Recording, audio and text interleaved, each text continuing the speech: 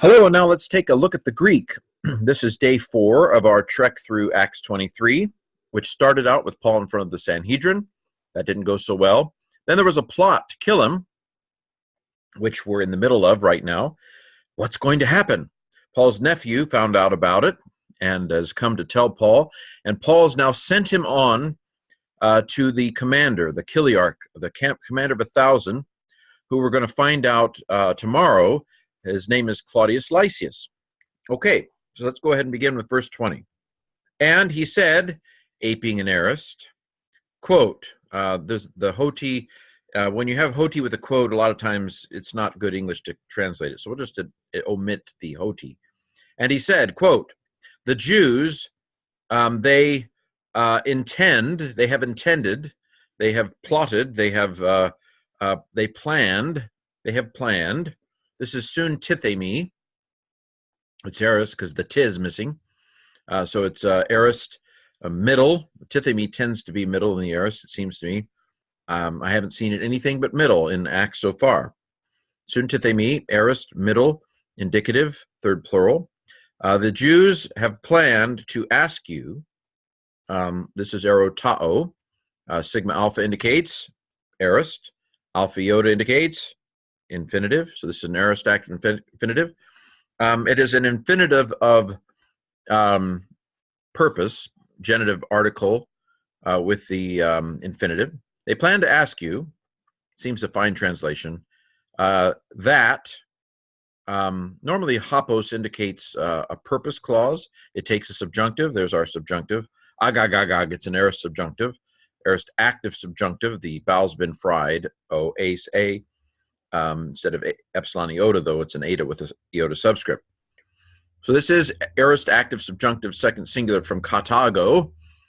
It's subjunctive because of hopos, but I'm not sure whether this is really a purpose clause.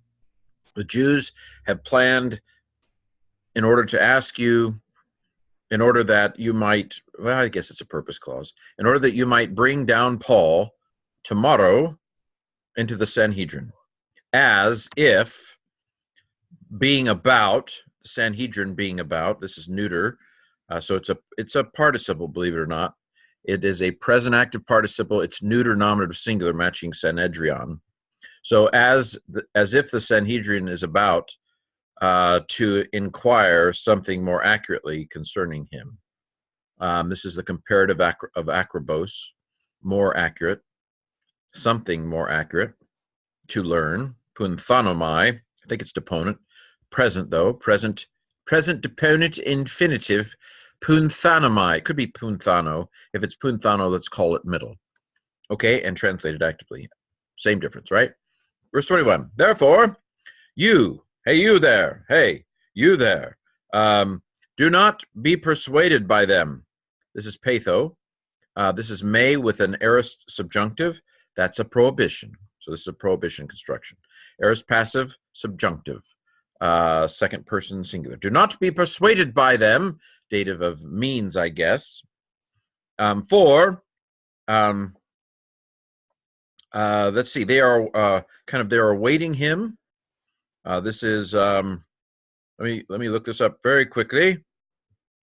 And I'm back. For they are awaiting, enedruo, they are awaiting, present, active, indicative, third plural, for they are lying in wait for him. Who are? Men, more than 40 from them. So it's a large group of people, and more than 40 of them are lying in wait for him, who have taken a vow on themselves, reflexive pronoun, sigma alpha indicates, aorist active, indicative, third plural. They have anathematized themselves.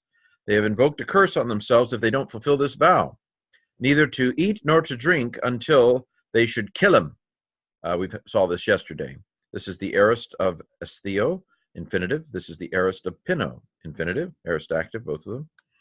Until, this is a temporal clause, conditional temporal clause, we might call it. I'm just pulling that out of my ear. Okay, but it is a temporal, and it's subjunctive. So there's a little bit of there's an uncertainty to it. It's not a done deal that they're going to kill him. In fact, they're going to fail. But this is the aorist of anairo. It's irregular. We just memorize it. Okay?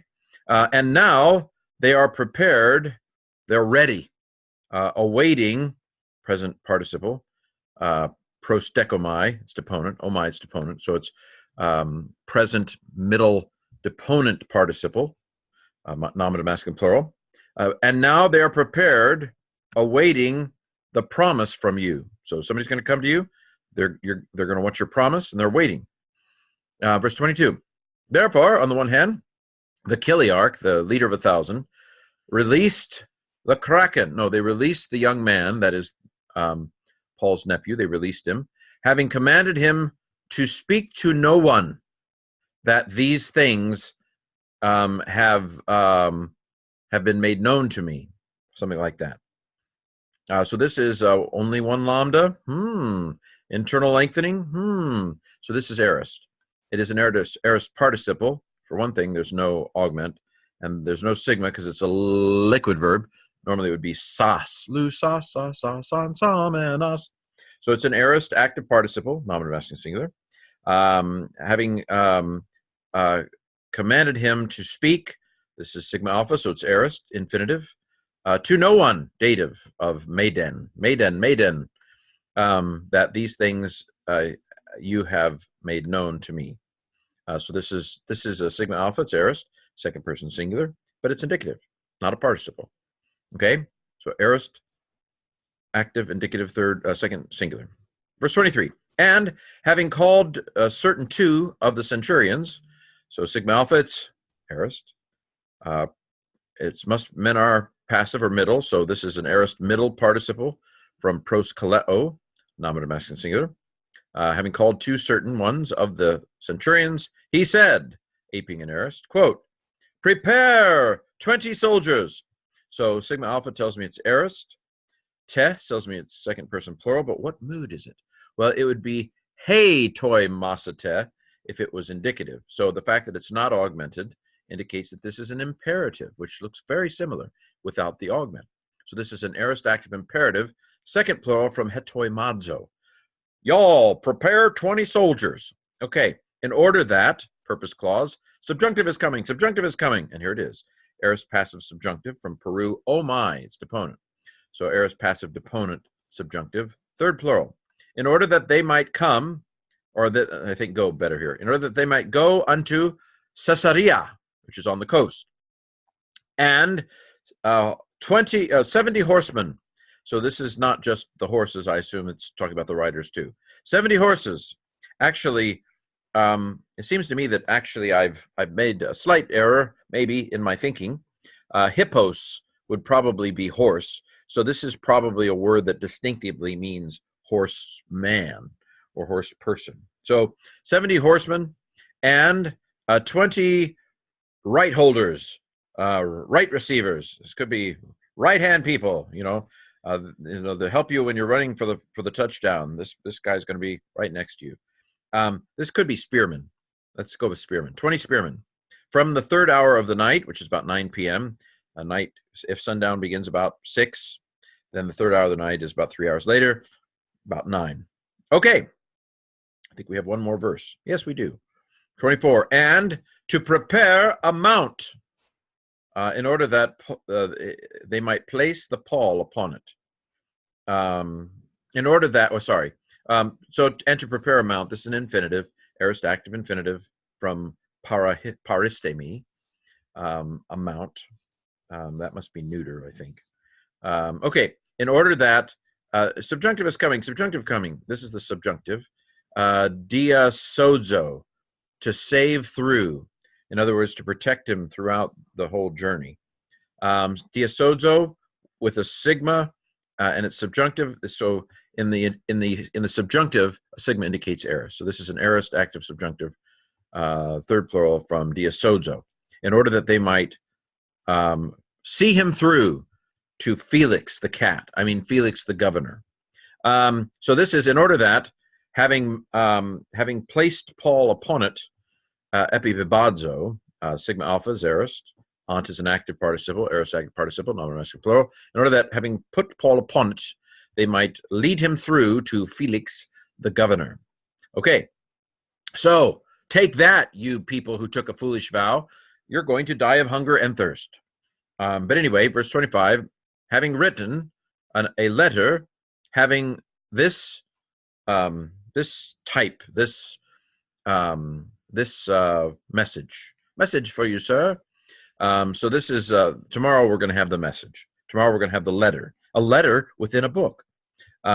This is C is the key to hidden sigma alpha. So that's aorist participle, aorist active participle, nominative masculine singular. What is tupos? Let me just double check really quickly.